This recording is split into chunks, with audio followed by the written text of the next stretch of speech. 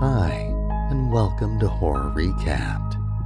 Today, we will be examining 2000's Ginger Snaps. Beware, spoilers ahead. Watch out, and take care. The movie begins with a woman clearing her yard as her son plays in a corner. Smiling and staring at her son, she walks to him and asks, "What have you got there?" The woman is frightened as she sees her toddler holding the detached legs of their dog. Confused, she carries her son and walks to check on the dog in its kennel. She sees her dog dead with the intestines out.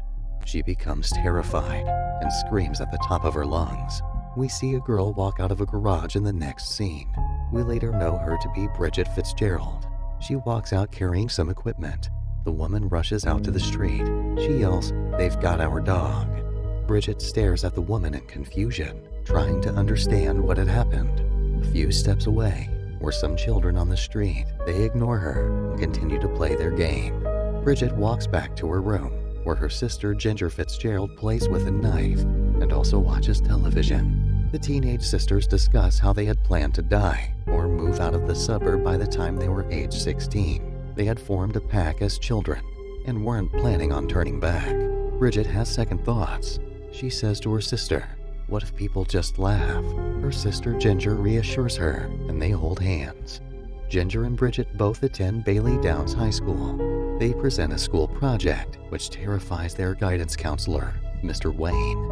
He is speechless, stammers, and unable to complete a sentence. He finally describes it to be very disturbing. He tells them to see him in his office after the class, adding that they are to come separately. Later that day, Trina Sinclair, the bully, picks on Bridget during a hockey game. She pushes her, and Bridget falls face first, touching the torn-out body of a dog, which seemed to be a fresh kill. Ginger rushes to the aid of her sister. She almost gets into a fight with Trina, but they are broken up by Miss Sykes, the Bailey Downs High School gym and field hockey teacher. Ginger helps her sister up, and they both leave to get cleaned up. The two teenage sisters hatch a plan to get back at Trina Sinclair for picking on Bridget one night. During dinner, their mother tries to have a conversation with the girls concerning their period. Ginger isn't willing to listen and leaves the dinner table. She is followed by her sister Bridget, who their mother also fails to stop. Ginger and Bridget leave that night. Ginger has her first period. She becomes unhappy about it. Bridget becomes uneasy and says to Ginger, "Let's leave here." Suddenly, a giant canine-looking creature appears, attracted by the blood coming from Ginger, and attacks her. The creature bites her and continues to drag her into the woods. Furious, Bridget chases after her sister screaming for help. Ginger manages to escape the grip of the creature and tries to run away with her sister, but is dragged back to the woods. The agitated Bridget continually hits the creature with her camera, and Ginger is free again. They head to the road, but are followed. The girls manage to cross the road, and the creature is run over by a van driven by Sam. Ginger gets home with the help of Bridget. Bridget screams for help, but no one responds. Their parents had left the house. Bridget looks at the injuries and is surprised to see Ginger's wounds begin to heal. Frightened, Bridget attempts to call the police, but she is stopped by her sister, who assures her that everything is going to be fine.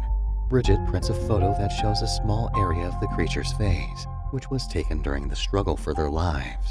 The following day, after school, the girls visit a mall to purchase a pad for Ginger. They meet their classmate, Jason McCarty, at the counter. Jason is interested in Ginger. He gets her to smoke with him and his friends inside Sam's van. Bridget speaks to Sam about their encounter the previous night, and they both agree that the creature was a werewolf. Sam tells them to leave the van, and immediately when Ginger gets down, Trina's dog tries to attack her. Ginger swings her feet furiously at the dog and it backs down. She walks away, and she's accompanied to the toilet by Bridget. Bridget gets worried by how fast Ginger's wounds are healing and hair sprouting from her injuries. Ginger begins to menstruate heavily. They visit Nurse Fairy, the school nurse. Nurse Fairy explains to them that an overflow is common. One day while doing the laundry, Ginger's mom finds her underwear soaked with blood. She is happy, prepares a celebration cake for Ginger, and congratulates her on becoming a woman. Ginger gets into an argument with Bridget. She accuses her of telling on her. The next day in school, Ginger changes her dress to look more attractive. Bridget walks home alone, and she is followed by Sam. He tells her that he had been looking for her the past week. They talk briefly, and he returns her picture which she had misplaced in his car. One night, Bridget checks Ginger's body and finds out that she had begun to grow a tail.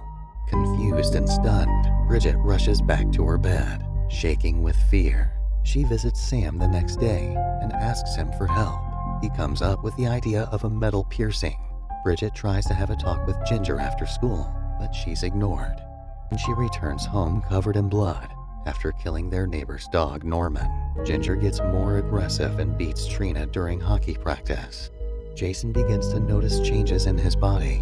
He starts urinating blood. Bridget sees him, and she knows he's been infected. Bridget meets Trina at her doorstep. Trina tells Bridget, "Give me back my dog." Bridget is quick to respond saying, "Trina, I don't have your dog." Trina then accuses Ginger. She mentions that she saw Ginger take him. Ginger listens to their conversation from within the house. She comes out and grabs Trina. She locks Trina's head under her armpit. Bridget tries to stop Ginger, but Trina breaks free and grabs a knife. Trina walks forward and slips. She hits her head on the table and dies. Almost immediately, their parents arrive and the girls quickly move Trina's body to the freezer. They pretend that the blood is fake, and Bridget takes pictures of Ginger as she lays on the blood.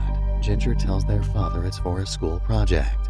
After dark, the girls carry Trina's partially frozen body to a shed behind their house. They dig a shallow grave and bury Trina's body there.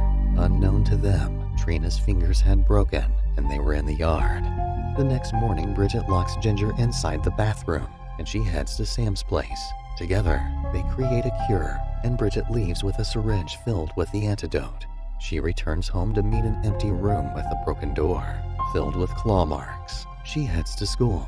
On the way, she meets Jason, who is about to eat a little boy. Jason sees her and lets the boy go.